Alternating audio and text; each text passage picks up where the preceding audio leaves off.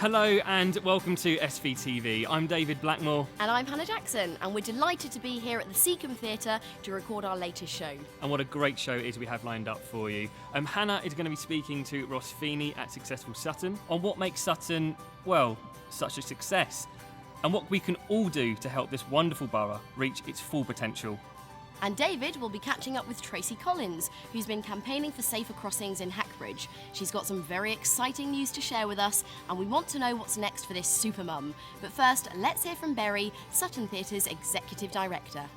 Beri, thanks very much for talking to us today, and obviously for letting us use this wonderful venue here at the Secombe Theatre. Now, a lot of exciting things happening recently, but give me a bit of an update about what's been happening. Thank you for being here and filming here. It's a pleasure.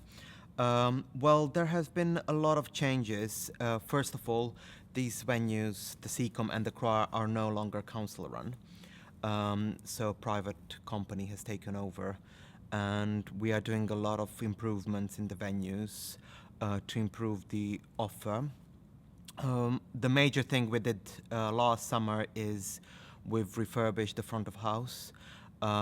We've improved the bar offer. Now there is a wide range of drinks to enjoy before the shows. We have also hosted in the first 6 months over 240 events. Which is a significant increase since last year under the council.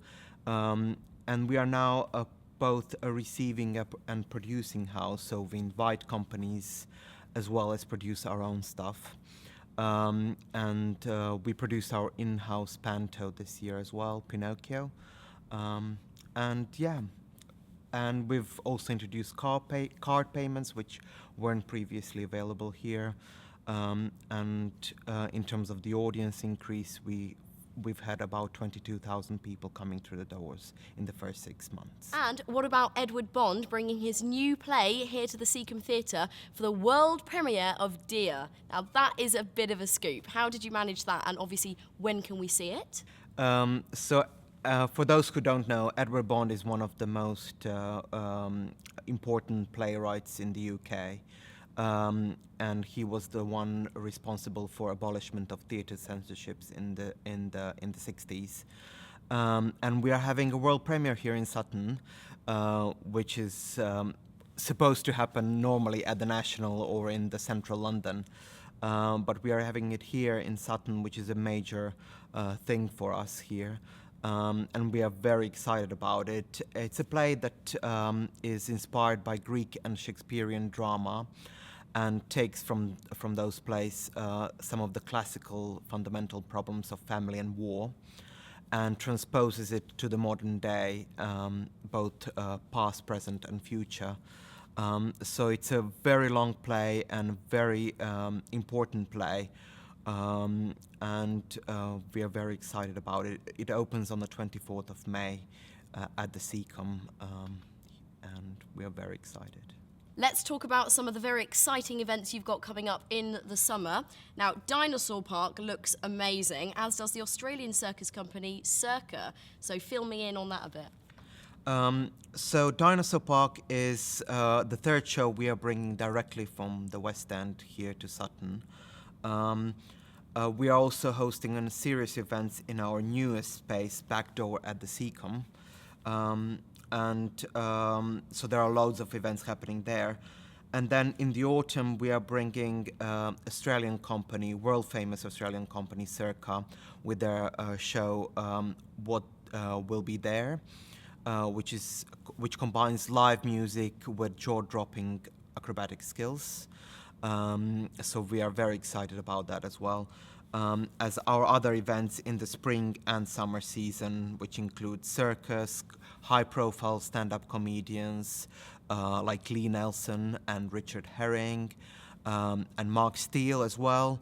And we are very excited about all the program and all the exciting events that are now happening right on the doorstep. Thank you so much for chatting to me today and obviously letting us use this fantastic venue. Now we're going over to David, who's talking to Tracey Collins. Thanks, Hannah. Yes, I'm here with Tracey. She's someone I've known pretty much since she launched her petition more than 20 months ago now. And my question to you, my starting question, Tracey, is when you started the petition all those months ago, did you ever foresee you'd be doing as much work as you have?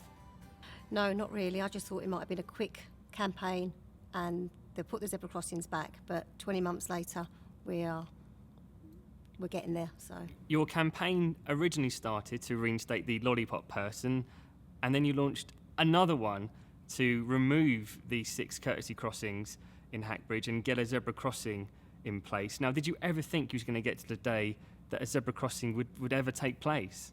no, I didn't think so. I thought once they took them out, they was going to keep the courtesy crossings in.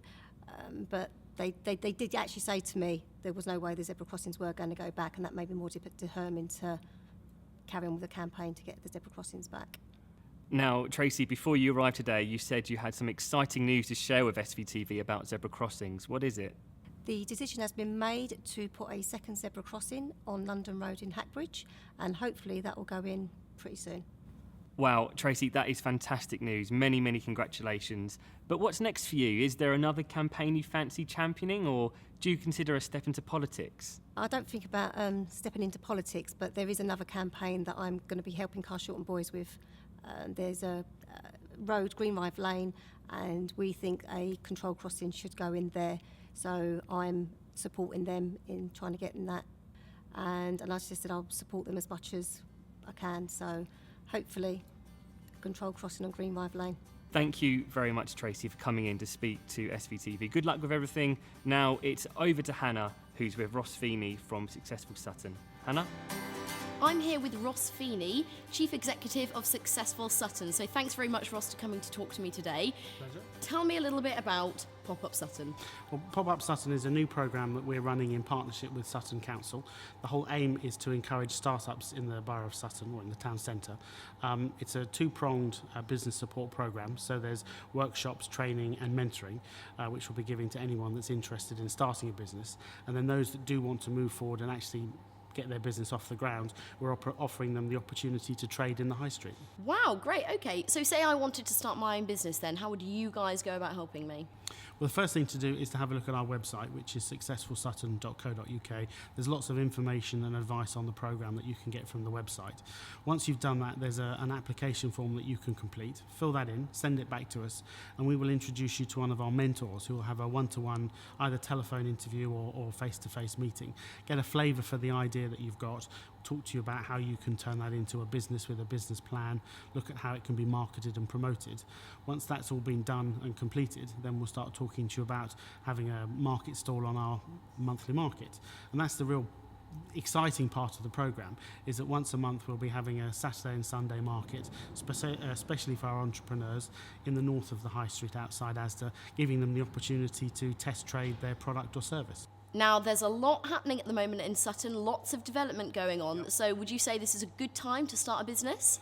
Absolutely. If you've been down the high street recently, you can't fail to have seen the cranes, the hoardings, the workmen. We've got lots of developments going on. Big Subsea 7 offices on the Brighton Road, Sutton Point, Times Square is being redeveloped. There's a new Premier Inn hotel, and of course the gasworks site that's being redeveloped into flats and a large Sainsbury's. So there's lots of investor confidence in Sutton, which means that there's a lot of people in the town. You wouldn't know, but there's almost 500,000 people a week visit Sutton. So it's a great place to have a retail business because there's lots of footfall, lots of people coming in all the time. It's a really great place to be. And that's the end of our latest show on SVTV. We hope you enjoyed it.